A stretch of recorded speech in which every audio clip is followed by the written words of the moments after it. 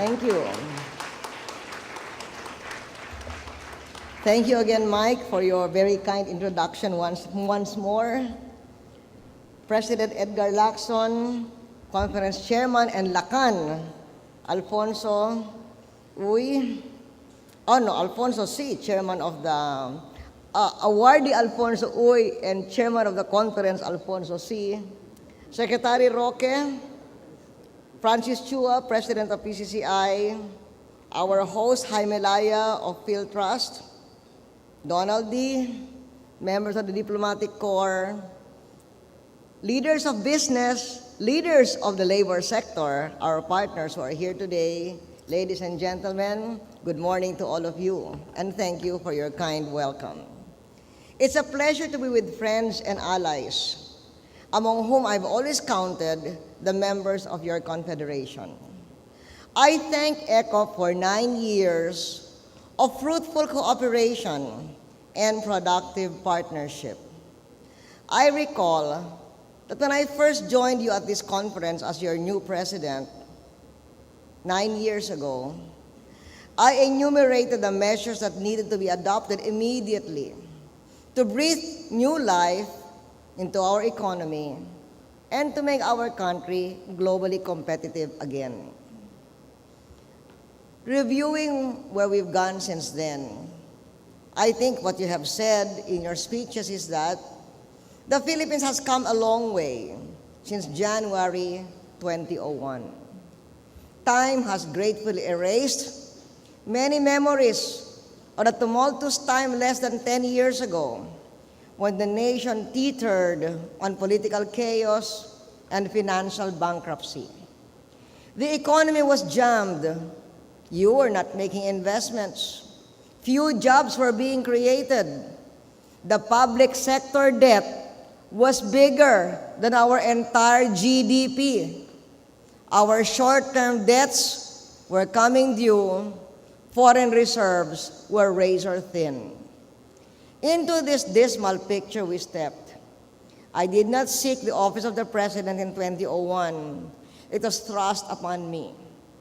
But rather than shirk from this onerous task, with your encouragement, I rolled up our sleeves, determined to turn the Philippines around. As an economist, I knew that to reverse economic decline, we had to instill fiscal discipline, grow the economy, and invest in human and physical infrastructure. I suppose that's what you mean when you say the reforms that we should be unleashing now. From day one, we worked on these reforms. Together, with your support, our actions would form the building blocks of a turnaround that would deliver not only 36 quarters anymore, but 37 consecutive quarters of growth. And you, the employers, created 9 million new jobs. And you helped me bring about a stable fiscal situation. We even reached a record 7.1% growth in GDP in 2007, the highest in over 30 years.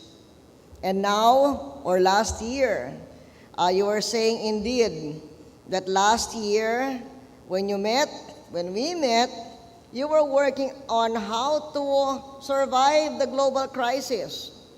At a time when more than half of the countries of the world were reeling from negative growth and job losses were estimated to reach 50 million worldwide.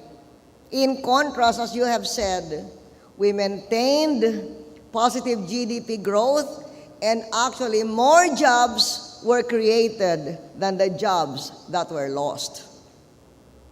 Yes, one of the things that ECOC and our partners, government and labor, can boast of is that together we managed to keep millions of jobs intact and created even more along the way, even during the global crisis of last year.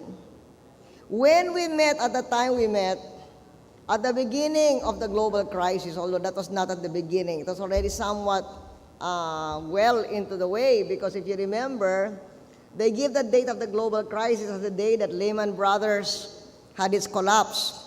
The way that in the 1930s depression, they counted the day that the stock market collapsed.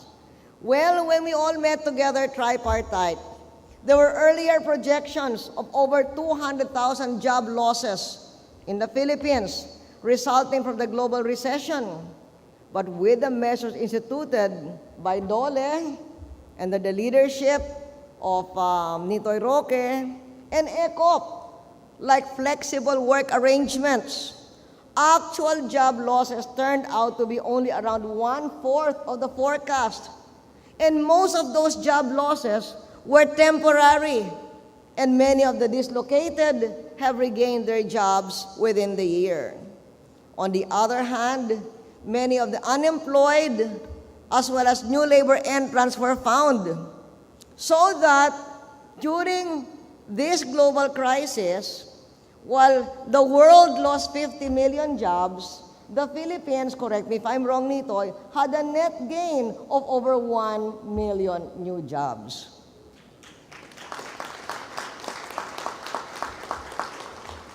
We should not be surprised, therefore, over the recent report that self-rated poverty has gone down this year to 43%, the lowest self-rated poverty in 23 years. A major source of our economic strength is our harmonious industrial relation system.